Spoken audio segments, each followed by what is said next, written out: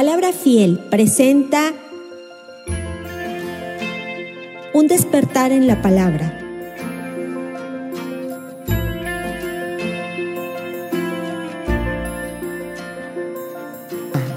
Hoy vamos a platicar sobre, o la enseñanza habla sobre cómo evangelizaremos. Es una pregunta, ¿cómo evangelizaremos?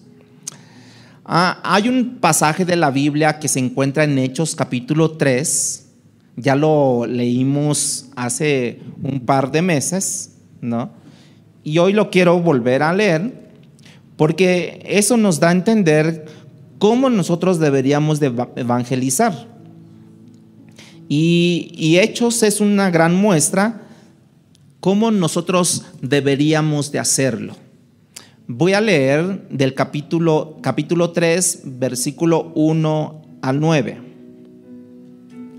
Dice, ¿ya lo tienen, hermanos? ¿No? Ya.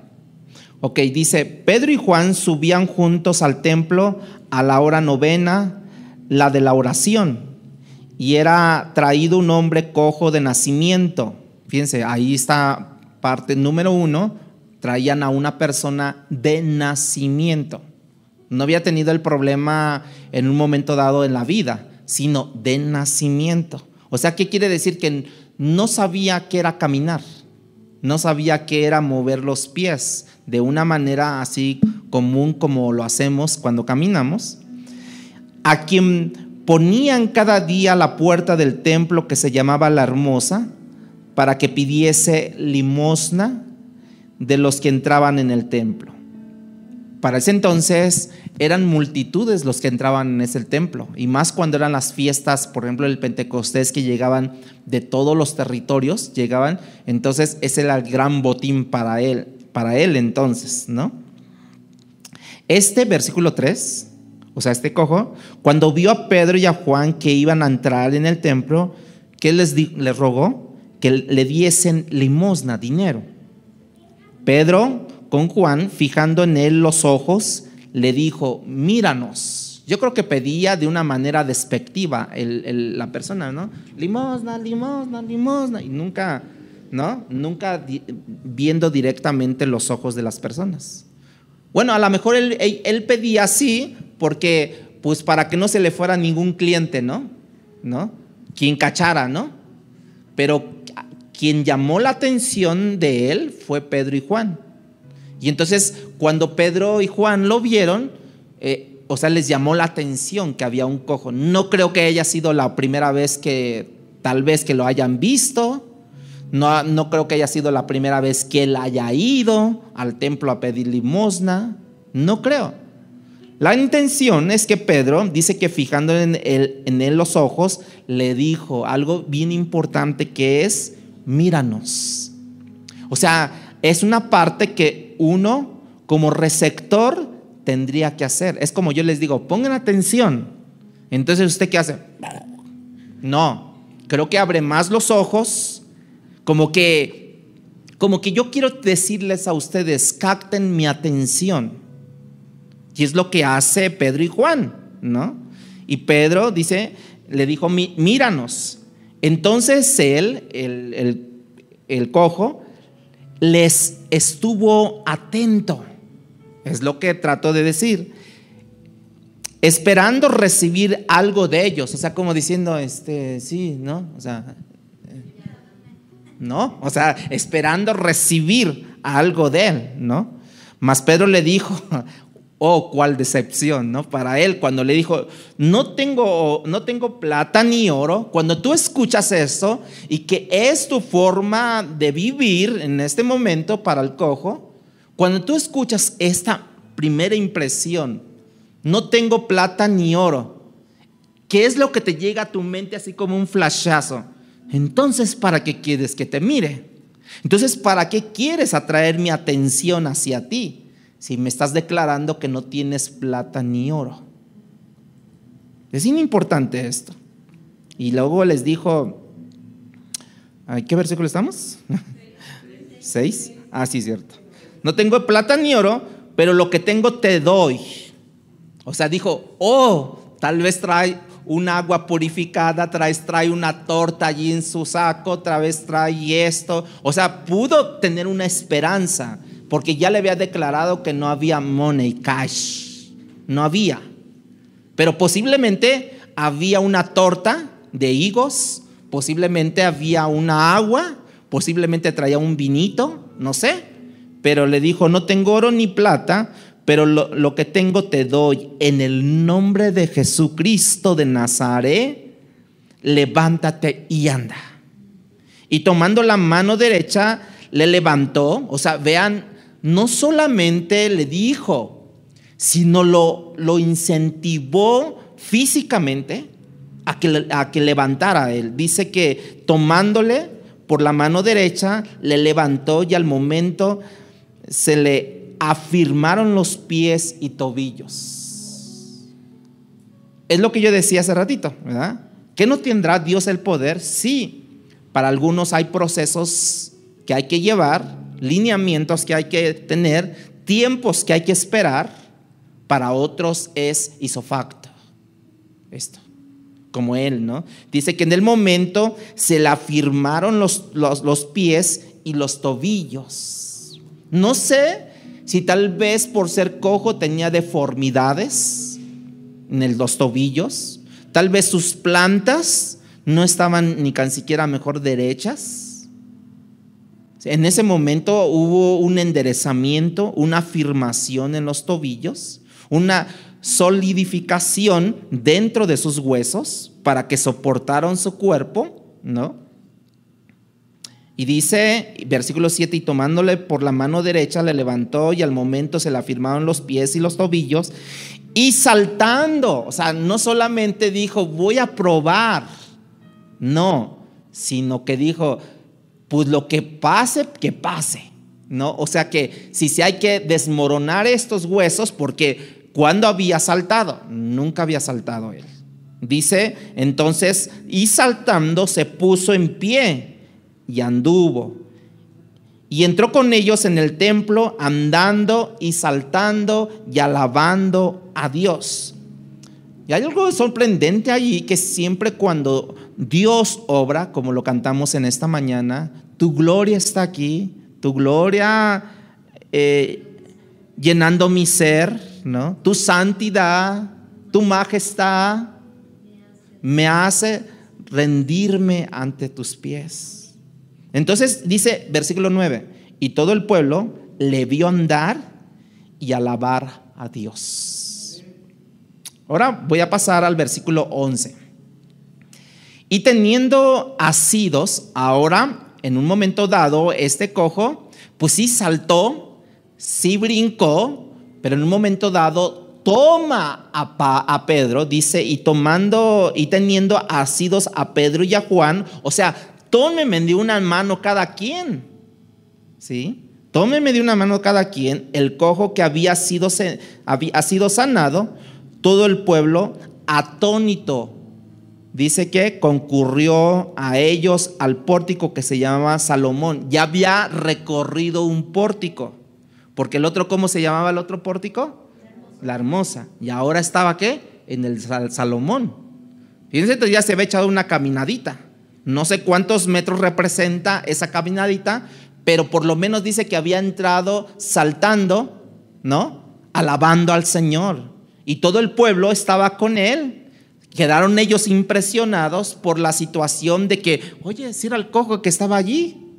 ¿Y ahora qué pasó? Versículo 12. Viendo esto, Pedro respondió al pueblo, varones israelitas, ¿por qué os maravilláis de esto? O sea, para Pedro ya era muy común esto, porque él ya había pasado situaciones como aquel que le dijo a Jesús, ven Pedro sobre el agua. ¿Se acuerdan de eso? Y Pedro dio unos pasos, y esos pasos como que le dieron aliento, pero también se desanimó y ya se estaba hundiendo. Ya había pasado por situaciones donde Jesús le dijo a Pedro, ¿no? Pedro, le venían a pedir como que impuestos. Pedro, ve a pescar, y el primer pez que saques, ahí le vas a encontrar unas monedas, pagas los impuestos y compras por ahí unos refrescos. ¿Sí o no? Es lo que hizo Pedro. Pedro ya había pasado por situaciones así. Entonces, por eso Pedro en un momento dado les dijo a estas personas, viendo esto, Pedro respondió al pueblo: varones israelitas. ¿Por qué varones? Porque los varones eran como representantes de las familias y son los que iban al templo a adorar a Dios. Las mujeres no tenían acceso. Las mujeres quedaban en casa a lavar ropa, a lavar pañales, ¿no? Porque era la costumbre en ese momento. ¿Por qué os maravilláis de esto? ¿O por qué por qué ponéis los ojos en nosotros como si por nuestro poder o piedad hubiésemos hecho esto a este hombre andar? El Dios de Abraham, y allí empieza a predicarles a ellos. Y ahí es donde yo los quiero llevar. ¿Cómo evangelizaremos? El Dios de Abraham, de Isaac y de Jacob, o sea, ellos, los religiosos, allí en el templo, conocían perfectamente quién era Abraham, Isaac y Jacob. El Dios de nuestros padres ha glorificado a su Hijo Jesús, a quien vosotros negasteis delante de Pilato. O sea, ellos mismos se entregaron. Ellos mismos gritaban en un momento dado: crucifícale, crucifícale. Bueno, ¿a quién soltamos? ¿A Barrabás o a Jesús? Suelta a Barrabás, suelta. O sea, ellos mismos, a quien ustedes, o sea, les llamó la atención a ellos en ese momento, entregasteis y negasteis delante de Pilato, cuando éste había resucitado, resuelto ponerle en libertad. Mas vosotros negáis al santo y al justo, y pedisteis que os se diese por un homicida. Matasteis al autor de la vida, quien Dios lo ha resucitado ahora de entre los muertos, del cual nosotros somos testigos. 40 días pasó Jesús con ellos, afirmándolos, consolándolos, confortándolos de lo que venía, de lo que tenía que pasar después. Y por la fe en su nombre, a este que vosotros veis y conocéis, le ha confirmado su nombre, y la fe que es por él ha dado a este completa sanidad en presencia de todos vosotros. Versículo 17: mas ahora, hermanos, sé que por la ignorancia lo habéis hecho. O sea, una ignorancia de conocimiento, no, sino una ignorancia de la práctica. De por qué ellos tenían ya el profeta Isaías, que había dicho: va a venir el rey, va a venir él, va a entrar muy humildemente, lo van a matar, o sea, ellos tenían un conocimiento perfecto del Mesías en ese momento. Pero dice la Biblia que a los suyos vino y los suyos no le recibieron. O sea, no entendieron el tiempo de la visitación. Y saben que hay mucha gente, hermanos, que Dios nos habla de una u otra manera y no entendemos el tiempo de la visitación para nuestras vidas. Y nomás nosotros decimos: híjole, Dios, ayúdame para que cuando tú me visites pueda tener el discernimiento y pueda tener el entendimiento de que me estás visitando, Dios. Y que no pasemos por alto una visitación de Dios. Dice el versículo 17: mas ahora, hermanos, sé que por ignorancia lo habéis hecho, como también vuestros gobernantes lo hicieron. Pasamos al 19, y ese es el punto de mi partida de la enseñanza en esta mañana. Así que hay una consecuencia: mataste, ustedes son culpables, pero también hay una respuesta que trae Pedro. Dice: así que pues, hermanos judíos, gobernantes, gentiles, todos los que me están escuchando ahorita, arrepentíos y convertíos para que sean borrados vuestros pecados, para que venga de la presencia del Señor tiempos de refrigerio. Algo bien importante que muchas veces nosotros no entendemos es que cuando predicamos tenemos que confrontar como lo hizo Pedro, ¿sí o no? arrepentíos y convertíos. Fíjense que en la iglesia de hoy necesitamos como que revisar más profundamente lo que Dios quiere hacer, la manera de cómo yo he venido evangelizando. Cuando nosotros revisamos la historia de la iglesia, nos damos cuenta que en el primer sermón de Pedro, como resultado de ese primer sermón, hubo 3,000 personas nuevos creyentes. Este sermón que ahora está empezando a dar Pedro, ¿no? Este segundo que está dando en unos pocos días después dio. Si tú continúas leyendo capítulo 3, capítulo 4, más adelante te das cuenta que para el final de este segundo sermón, como que se convirtieron en ese día más, el número de hombres se incrementó. Dice que eran más o menos, ascendían como a 5,000 varones, hombres, no contando ni mujeres ni niños. ¿Se acuerdan de ese hecho? Y esas conversiones se produjeron, que produjeron precisamente fueron cambios significativos en el estilo de vida y eventualmente incluso en todo el imperio romano. Se dio cuenta de estas conversiones. Hago esta introducción porque algo está ocurriendo, por ejemplo, vamos a ponerlo así, en América Latina, ¿no? En los últimos 40, 50 años, donde ha habido un gran movimiento de evangelización, se ha ido llevando a cabo en múltiples plataformas, múltiples organizaciones. Quizás en ese momento, hace 30, 40 años, 50 años, la más concurrida era una que se llamaba las cruzadas de Billy Graham, por ejemplo, las cruzadas de Luis Palau, las cruzadas de uno que se llamaba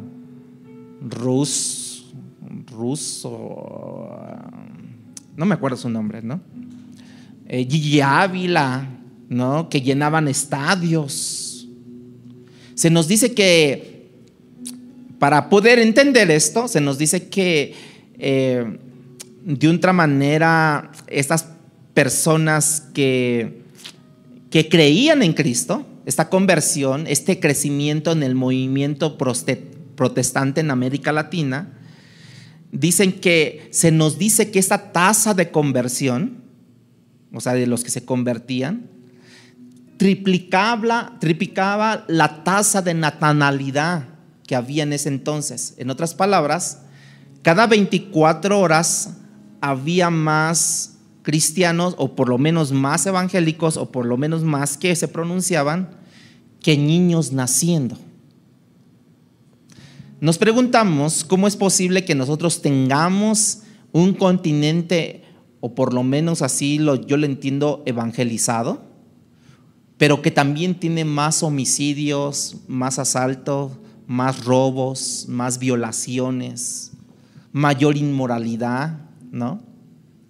Quizás eso concuerda con una publicación que en un momento se dio, que la religión estaba ganando en un momento dado, estaba ganando terreno, dicen, pero que al mismo tiempo iba ganando más terreno la inmoralidad, como que era una paradoja ahí, ¿no?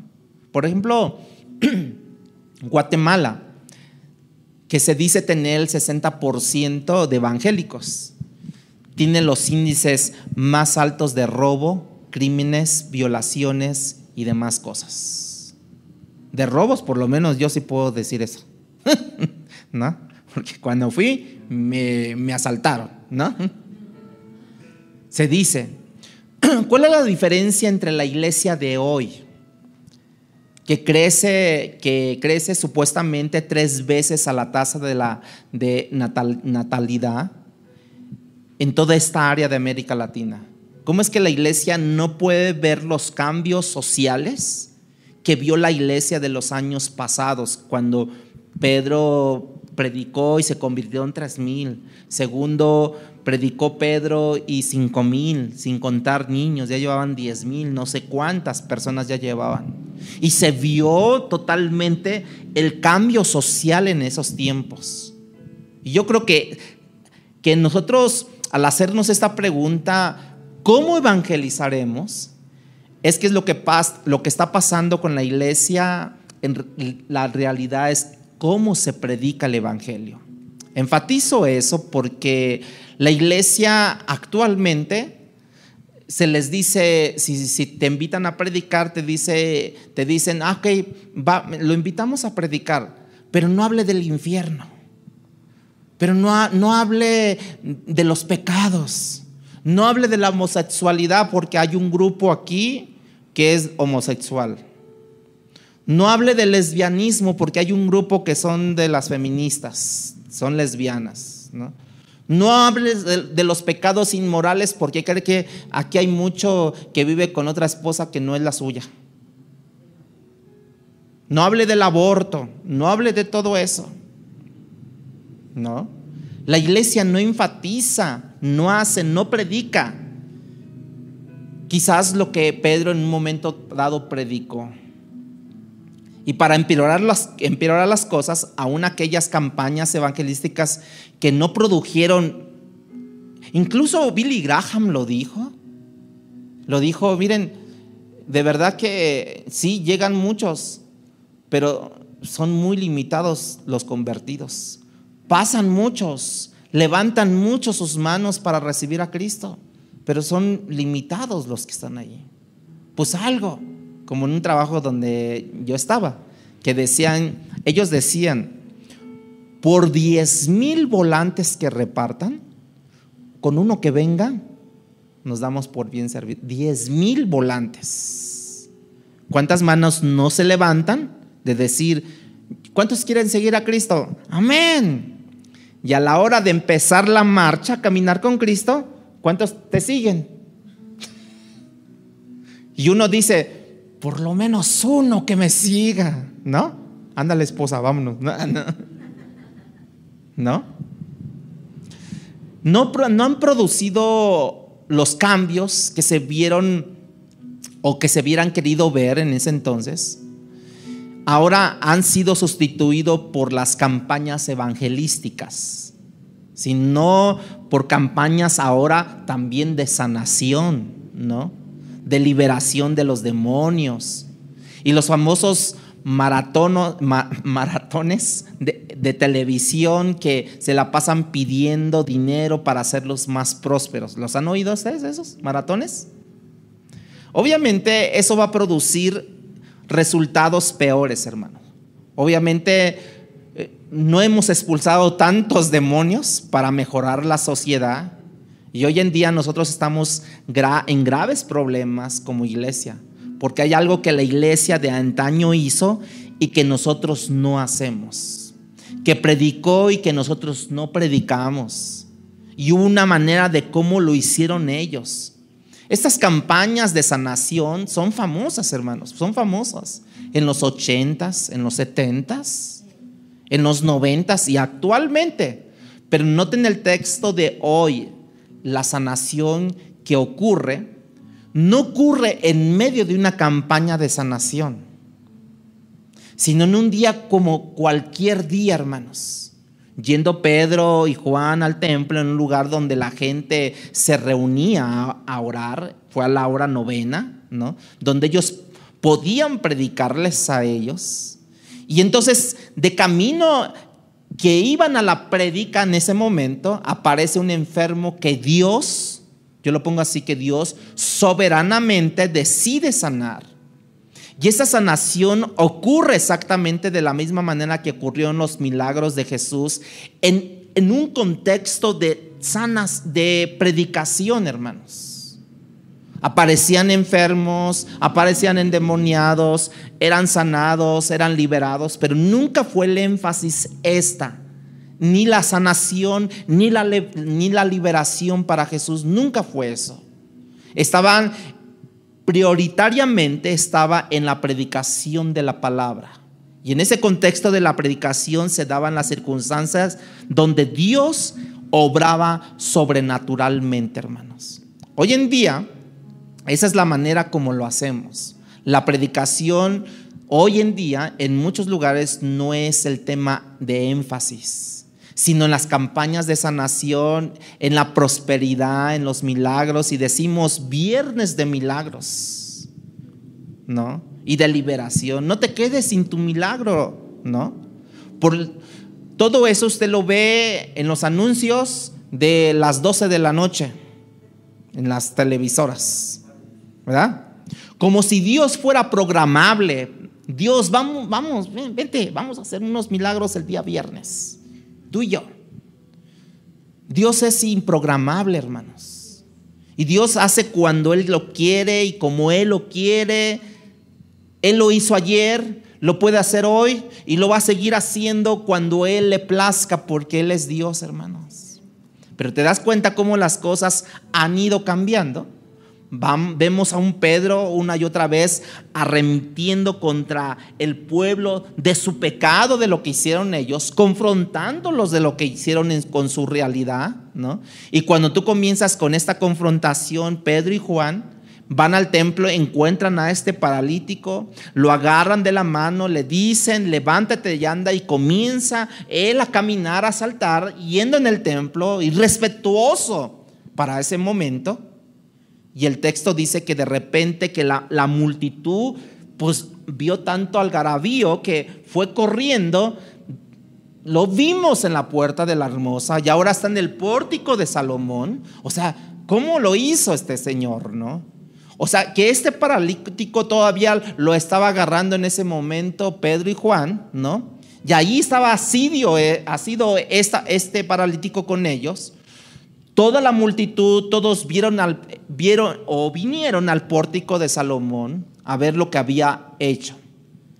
Y allí teniendo todo esto, Pedro estaba en un momento dado, cuando todos se alborotaron, dice que estaba irritado. Pedro estaba molesto. Él estaba confrontando el espíritu de idolatría de esa multitud, porque como que ya nada más estaban esperando como que una sillita arriba para poner a Pedro y a Juan, por la idolatría que había en ellos. Ellos vieron que Pedro y Juan eran los autores de ese milagro y le dijeron: no, señores, ¿cómo es que dos hombres hayan podido haber hecho esto? No. Y Pedro y Juan confronta y les dice: esto no tiene nada que ver con el ser humano, nada que ver con nosotros. Eso tiene que ver totalmente en el nombre de Jesús, a quien ustedes que crucificaron al santo y el justo.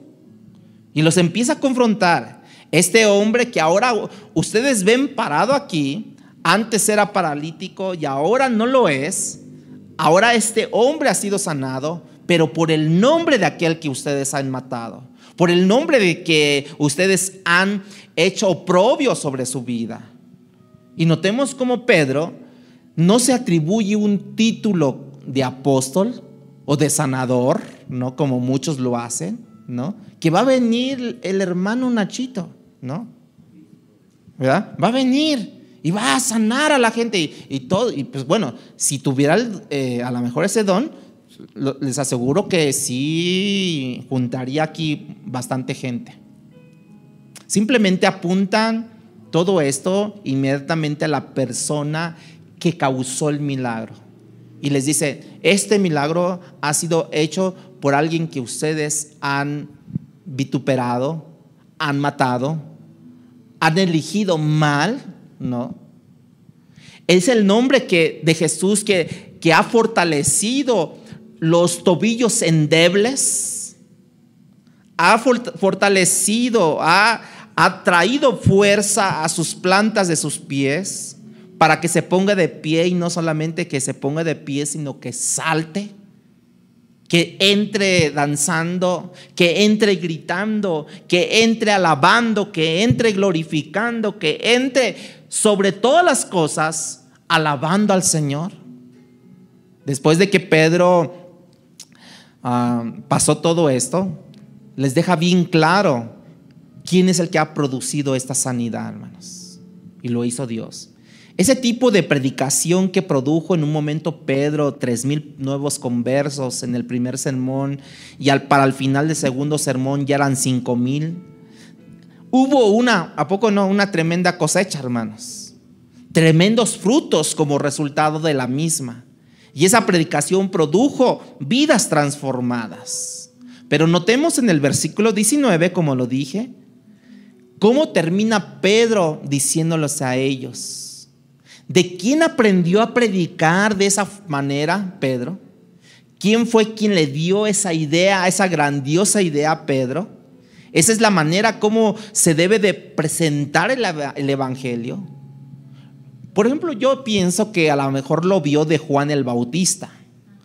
Cuando en Mateo capítulo 3, 1, 2 dice: en aquellos días vino Juan el Bautista predicando en el desierto de Judea, diciendo: arrepentíos, porque el reino de los cielos se ha acercado.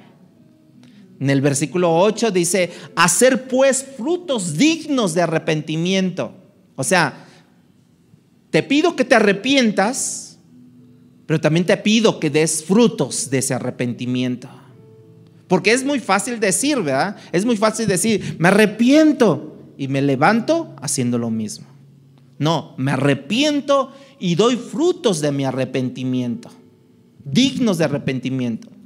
Pues posiblemente también Pedro lo vio de Jesús, ¿no? Hay muchos versículos de la Biblia que habla sobre eso: Mateo 11, 20, 21, Marcos 1, 15, Lucas 5, 32, Lucas 13, 3. ¿Sabes, hermano? ¿Por qué hago énfasis en esta mañana? Porque la palabra arrepentimiento y el concepto de lo que significa ha desaparecido de la predicación de la iglesia evangélica en nuestros días. La iglesia evangélica, que ha hecho sus mejores esfuerzos de evangelización, ha erradicado la palabra arrepentimiento en su vocabulario exegético, predicado, ¿no? Quizás uno de los movimientos que más ayudó a evangelizar en los años, hace 40, 50 años en América Latina, que fue formado en Estados Unidos, fue una cruzada que se llamaba la Cruzada Estudiantil y Profesional para Cristo, con sus famosas 4 leyes espirituales, ¿no? No me digan que no había nacido.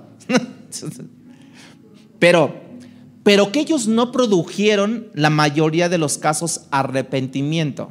¿Saben qué es lo que muchas veces producen esos tipos de predicaciones, hermanos? Nada más como que provocan a las emociones, nada más. Provocan a que, ay, sí me sentí mal, ay, sí, pero hasta ahí nada más, pero no producen cambios. Esta asociación o esta cruzada estudiantil y profesional para Cristo, fíjense cómo es. Se hicieron métodos como el que usamos algunos de nosotros, pero no es ese, ¿no? Pero se hicieron y están traducidos en 159 idiomas. Esto te da una idea de lo popular que en su momento fue este método de evangelización. Pero te voy a leer las leyes que están publicadas, usted lo busca en internet, y la oración del pecador, porque también tiene esos 4 leyes y la oración del pecador. Y al final tú me vas a decir si una persona se puede convertir con esa oración o con sus 4 leyes, a la luz de lo que estamos viviendo en el día de hoy. Por ejemplo, una de las leyes dice: Dios le ama y tiene un plan maravilloso para su vida. La palabra arrepentimiento no existe en la primera ley. El narcisista dice: Dios me ama, yo también me amo, usted también me ama, nos amamos juntos.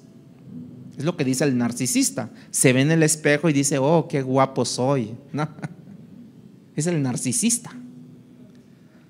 La palabra arrepentimiento está ausente de su primera ley. Segunda ley: el hombre es pecador y está separado de Dios, por lo tanto no puede conocer ni experimentar el amor y el plan de Dios para su vida. ¿Saben qué? Satanás también lo sabe eso. Pero eso no le ha ayudado. Satanás sabe que el hombre es pecador y que está separado de Dios y que él no puede experimentar el amor de Dios y el plan de Dios para su vida. Pero las palabras arrepentimiento no están en la segunda ley tampoco. Tercera ley: Jesucristo es la única provisión para el pecador. Solo en Él usted puede experimentar el amor y el plan para su vida. La palabra arrepentimiento brilla por su ausencia. Satanás sabe que Cristo es la única provisión para el hombre. Por eso intentó que Él llegara a la cruz. Por eso intentó en el Getsemaní estar ahí perturbando sus pensamientos, al grado de decirle Jesús al Padre: Padre, pasa de mí esta copa. O sea, también Satanás lo sabe. Ley número 4. Debemos recibir individualmente a Jesucristo como Señor y Salvador para poder conocer y experimentar el plan de Dios para nuestras vidas. Satanás sabe eso. Él sabe que para tú tener poder necesitas recibir y experimentar el amor de Dios. Tú tienes que recibir a Cristo personalmente como Señor y Salvador, pero eso, vuelvo a decir, hermanos, no te va a hacer salvo eso.